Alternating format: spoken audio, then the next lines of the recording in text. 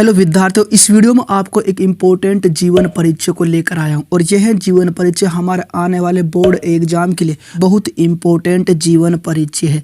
और यह जीवन परिचय है सच्चिदानंद हीरानंद वत्सयायन अज्ञे जी का यह जीवन परिचय, जो बहुत इम्पोर्टेंट जीवन परिचय है। और इस वीडियो में जो है हम इस जीवन परिचय को सरल तरीके से नहीं आसान तरीके से करेंगे, ठीक है ना। सबसे पहले हम इसका जीवन परिचय पढ़ेंगे नहीं करेंगे, उसके बाद साहित्यिक परिचय, उसके बाद रचनाएं वे कृतियां हम करेंगे, यानी इनको हम याद करवाएंगे। और यह जीवन परिचय 12th क्लास के बोर्ड एग्जाम के लिए बहुत ही इंपॉर्टेंट है, बिकॉज हिंदी का पेपर में 100% यह जीवन परिचय आ सकता है। और सबसे पहले हम इसका जीवन परिचय करेंगे जो इस प्रकार से, बट उससे पहले जो आपको कवि का संक्षिप्त परिचय जो आपकी स्क्रीन पर यह नजर आ रहा है, इसको करना बहुत जरूरी है, बिकॉज इसी के आधार पर जो है आप बड़ा जीवन परिचय लिख सकते हैं बोर्ड एग्जाम के पेपर में। मैंने जो जीवन परिचय लिख रखा है इसी के आधार पर लिख रखा है, यानी कवि के संक्षिप्त परिचय के आधार पर। बस आपको ये याद कर लेना है, उसके बाद जो है आप जीवन परिचय लिख सकते हैं, ठीक है ना। और यह आपको इस तरह याद करना, जैसे कि यहाँ पर मैं आपको इसको करवा देता हूँ। नाम सच्चिदानंद हीरानंद वत्सयायन अज्ञे जी, ये इसका पूरा नाम है, यानी इसका फुल नाम है। उसके बाद जन्म सन 1911 ईस्वी में इनका जन्म हुआ, ठीक है। उसके बाद जन्म स्थान कुशीनगर उत्तर प्रदेश में इनका जन्म हुआ। उसके बाद पिता का नाम हीरानंद शास्त्री इसके पिता का नाम था, ठीक है। उसके बाद निधन 4 अप्रैल 1987 ईस्वी को इनका निधन हुआ। उसके बाद रचनाएं आंगन के पार द्वार आदि ये इनकी रचनाएं हैं, ठीक है।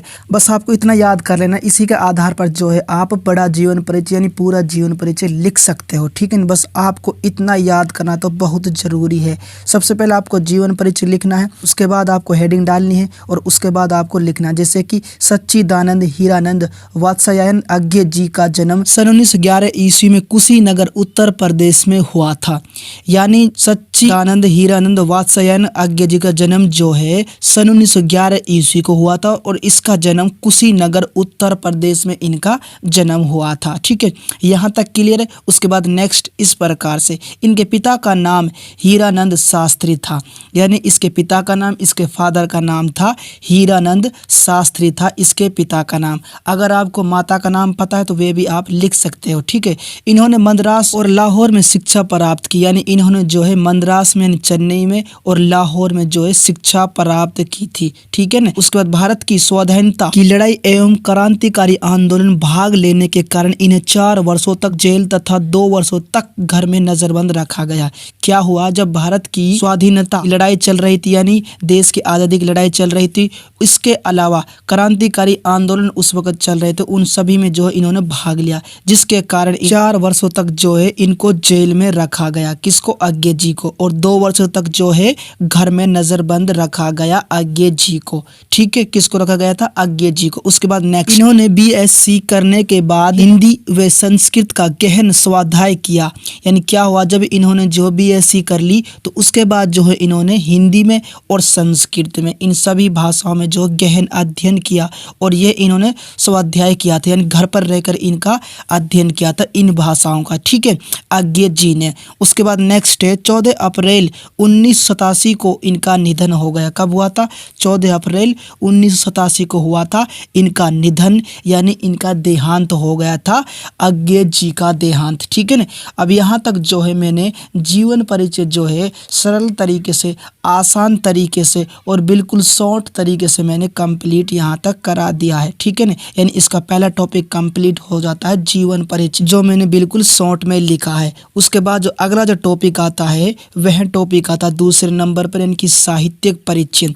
और साहित्यिक परिचय इस प्रकार मैंने इसका लिख रखा है और यह भी मैंने शॉर्ट में लिख रखा है साहित्यिक परिचय। सबसे पहले आपको साहित्यिक परिचय लिखना है, उसके बाद आपको हेडिंग डालनी है और उसके बाद आपको हेडिंग डालने के बाद आपको लिखना है, अज्ञे जी ने साहित्य की गद्य एवं पद दोनों विधाओं में लेखन किया है। यानी अज्ञे जी ने जो है साहित्य में जो गद्य में, इसके अलावा पद्य में, इन दोनों विधाओं में जो है लेखन किया है, यानी इन दोनों में जो है रचना की है अज्ञे जी ने, ठीक है। उसके बाद नेक्स्ट, अज्ञे जी नई कविताओं के कर्णधार माने जाते हैं।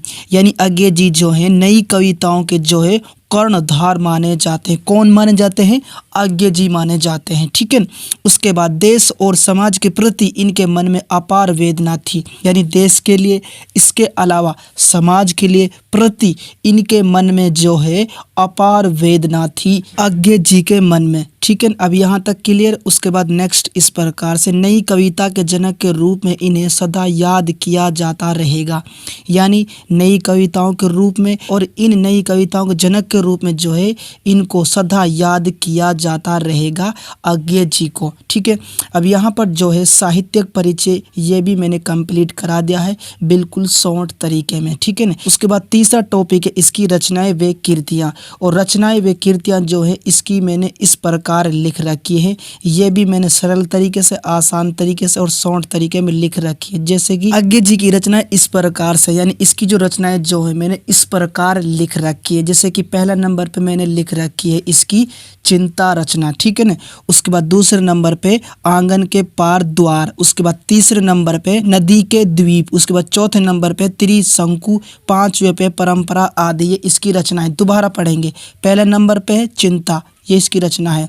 दूसरे नंबर पे आंगन के पार द्वार। ठीक है। उसके बाद तीसरे नंबर पे नदी के द्वीप, चौथे नंबर पे त्रिशंकु, पांचवें नंबर पे परंपरा आदि। ये इनकी इम्पोर्टेंट रचनाएं मैंने लिखी हैं और शॉर्ट में लिखी है, आसान तरीके से और सरल तरीके से मैंने यह रचनाएं लिखी हैं। ठीक है ना। और यहाँ पर जो है कवि का संक्षिप्त परिचय जो आपकी स्क्रीन पर नजर आ रहा है, इसी के आधार पर इसका पहला टॉपिक जीवन परिचय, दूसरा टॉपिक साहित्यिक परिचय, तीसरा टॉपिक रचनाएं व कृतियाँ, तीनों टॉपिक जो है मैंने इसी के आधार पर लिखे हैं। और 12th क्लास के एग्जाम के लिए यह जीवन परिचय बहुत इम्पोर्टेंट है। इसी तरह का अगर आपको इम्पोर्टेंट जीवन परिचय चाहिए तो वीडियो के नीचे डिस्क्रिप्शन में उनका लिंक मिल जाएगा, वहां पर जाकर आप देख सकते हैं।